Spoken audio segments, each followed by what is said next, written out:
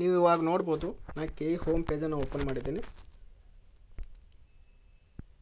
ಇವಾಗಲೇ K E ಅವರು 2ನೇ ಸುತ್ತಿನ ತಾತ್ಕಾಲಿಕ ಕಟ್ ಆಫ್ ಪಟ್ಟಿಯನ್ನು ಕೂಡ ಬಿಟ್ಟಿದ್ದಾರೆ. ಇವಾಗ ಓಪನ್ ಆಗ್ತಾ ಇಲ್ಲ ಅದು. ಮತ್ತು 2ನೇ ಸುತ್ತಿನ ಸೀಟ್ ಪಂಚೆಯ ತಾತ್ಕಾಲಿಕ ಫಲಿತಾಂಶ ಕುರಿತು ಒಂದು ಪ್ರಕಟಣೆಯನ್ನು ಅನೌನ್ಸ್ ಮಾಡಿದ್ದಾರೆ.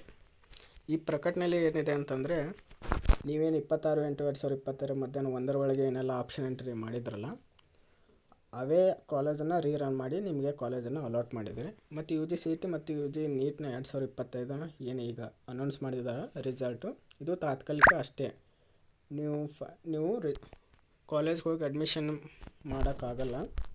ಮತ್ತು ನಿಮ್ಗೆ ಯಾವ್ದಾರ ಡೌಟ್ ಇದ್ದರೆ, ಅಂದರೆ ನೀವು ಇವಾಗ ನಾ ಕಾಲೇಜನ್ನು ರ್ಯಾಂಕಿಂಗ್ ನೋಡೇ ಹಾಕಿದ್ದೆ ಬಟ್ ನನಗೆ ಕಾಲೇಜ್ ಅಲಾಟ್ ಆಗಲ್ಲ ಅಂತಂದರೆ, ನೀವು ಏನಾರ ಕಂಪ್ಲೇಂಟ್ ಇದ್ದರೆ ಕೆ ಯು ಅಥಾರಿಟಿ ಮೇಲ್ಗೆ ಹೋಗಿ ಕಂಪ್ಲೇಂಟನ್ನು ಮಾಡ್ಬೋದು.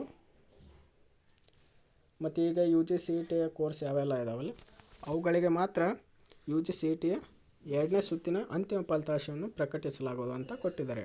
ಅಂದರೆ 2ನೇ ಸುತ್ತಿನ ಅಂತಿಮ ಫಲಿತಾಂಶವನ್ನು you G C E T ಕೋರ್ಸ್ಗಳಿಗೆ ಮಾತ್ರ ಫಲಿತಾಂಶವನ್ನು ಅನೌನ್ಸ್ ಮಾಡ್ತಾರೆ.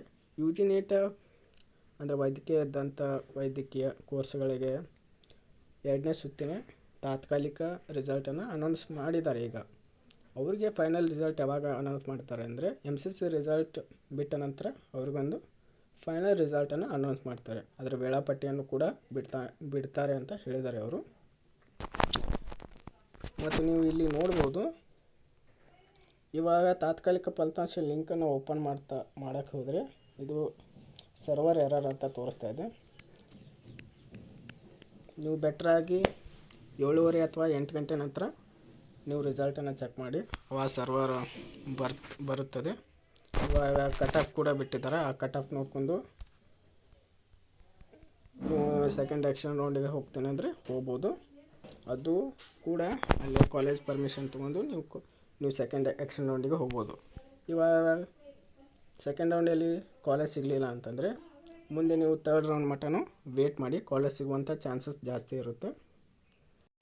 ಅಲ್ಲಿಯೂ ಕೂಡ ಸೀಟ್ ಸಿಗಲಿಲ್ಲ ಅಂತಂದರೆ ನೀವು ಬೇರೆ ಮ್ಯಾನೇಜ್ಮೆಂಟ್ ಕೋಟಾ ಥ್ರೂ ಅಡ್ಮಿಷನ್ ಮಾಡಿಸಿ.